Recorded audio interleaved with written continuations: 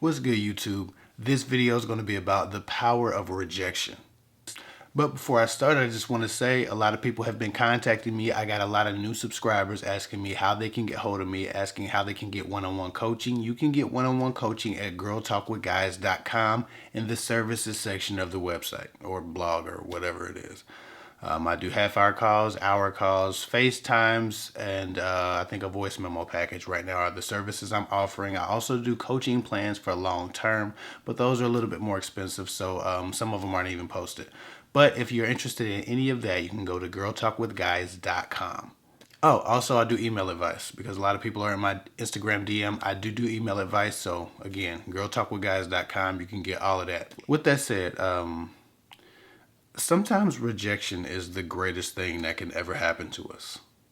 Sometimes the very thing that we want is the one thing that we shouldn't have, is the one thing that would kill us, is the one thing that would destroy us in the long run.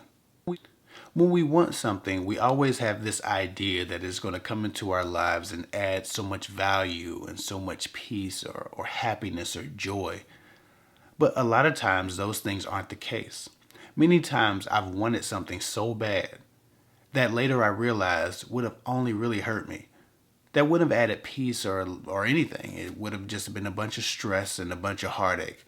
I've wanted a lot of women in my past that were not good for me. And not talking about the ones that I actually had relationships with and did me wrong, but the ones that I wanted relationships. And later I realized that they were not the person for me. That I hadn't been stopped or blocked from experiencing this love that I thought would exist, but I was protected from experiencing the heartbreak that was sure to come from them if I was to actually get involved with them. I was protected from the experience that I would have had, the negativity that would have become my life had I gotten involved with them, had I gotten entangled with them. I mentioned crash test dummies in one of my last videos, careening into a wall or another car to test the crash test rating of a car. Well, some of the women I used to like were crash test dummies. That's how they lived their lives. That's not how I live mine. Peace is king in my home, peace is king in my life. As a young man, I hadn't established that that had to be a standard. I hadn't established that that was a necessity for me. A lot of times we don't know our own needs and we don't know ourselves well enough to pick the appropriate partners for us based on our lifestyle and our intrinsic needs, emotionally and otherwise. When someone's rejecting you, a lot of times it has a lot more to do with the image they have of the person and their future than it does with you. You can be adequate, you can be okay, you can be everything. But if you don't match that image perfectly, that made up person that they've thought up in their heads, then they might reject you. Is that sometimes we aren't compatible with a person. And simply because they realize that before you realize that doesn't make you inherently unvaluable or unworthy.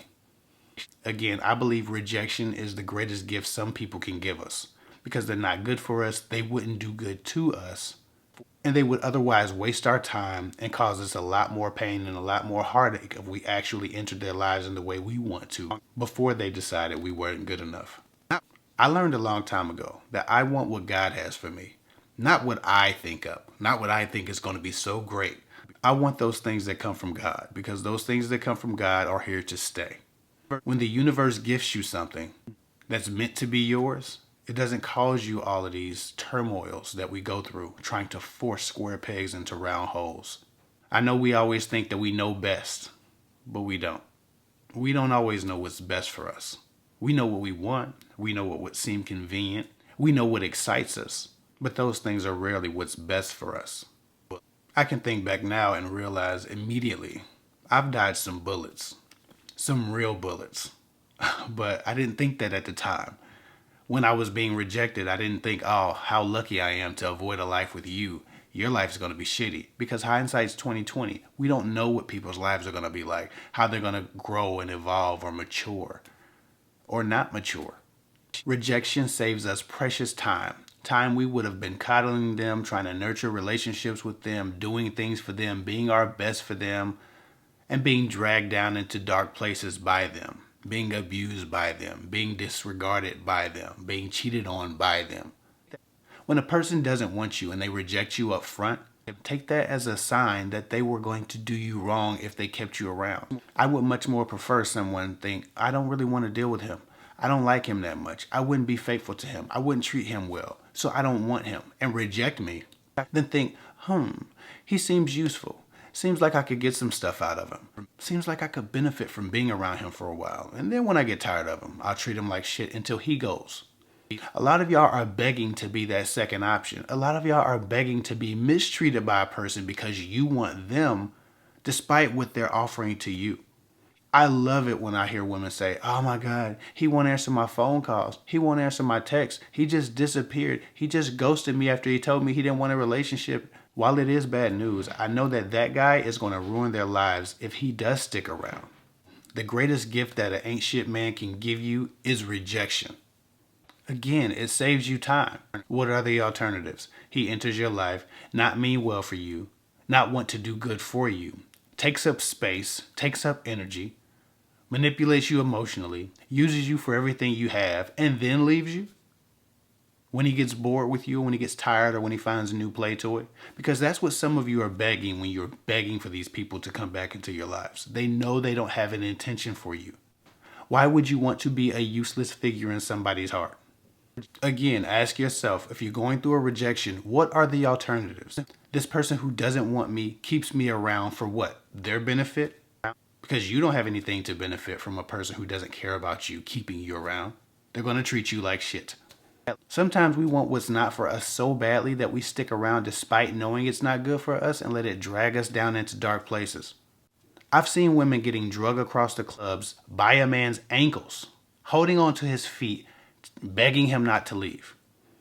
Now maybe he's not the villain here, but I just remember the image of that girl on her face literally being drugged across the club because she was holding on to a man's ankles, begging him not to leave her. I don't know what their situation was. He could have been a great guy. But like this young woman who was holding on for dear life to clearly a dead situation or a man who didn't have anything he wanted to offer her, many of us have never quit some of the toxic people who've quit us. We have never quit them, and we would never quit them. Some of us need that hard no. Some of us need for somebody to just look at us and tell us never. I would never love you. I would never be with you. I would never want a relationship with you. It seems harsh, but how much brain power and thought life and emotional space does it free up to just know that that would never happen, so you need to move on to different options? Again, rejection is the greatest gift some people can give us. Because if they didn't give us a hard no, if they didn't reject us, we would waste all of our time, all of our resources, and all of our emotional health trying to figure out how to crack the code on being with them or impressing them or making them realize that we were good enough. Sometimes rejection isn't about you being good enough. It's about you fitting the perfect picture that that person has developed in their head for their future person. How could you come into a random person's life and fit the perfect image in their head? You can't. No one can. Even people who think they're with their dream spouse now will learn soon enough that that person has some flaws that they did not account for. When someone gives you that hard no, it's really helpful because ambiguity haunts us. The great what if. What if I did this wrong? I wonder if I messed up here. I wonder if I could have had him if I did this. I wonder if they like me. I wonder if they care about me. I wonder if they... All of these hypotheticals that we put ourselves through trying to figure out how to crack the code of impressing someone. I would much rather a woman just tell me no chance and be done with it. I don't have to waste my time trying to figure out how if I know the answer is no. Some of y'all need to stop trying to change people's minds about seeing value in you and worthiness. If a man doesn't see that you're worthwhile, stop trying to convince him. Convince yourself that you deserve better. As hard as that is, right? Restoring self-esteem. It's still much harder than trying to convince a person who doesn't see value in a relationship with you actually participating in one wholeheartedly. There's liberation in knowing that you don't have a chance with somebody. So if someone gives you that information, if someone says, I'm not looking for a relationship, I only want something casual. I don't want to fall in love with anybody, or I'm not ready, or I've been hurt before, or whatever they might say. Please just take the rejection and go. Put it in your pocket and shut the door behind you. Just leave. Leave that situation, leave that person there. Don't drag them into the new parts of your life trying to figure out how to change their mind in the meantime.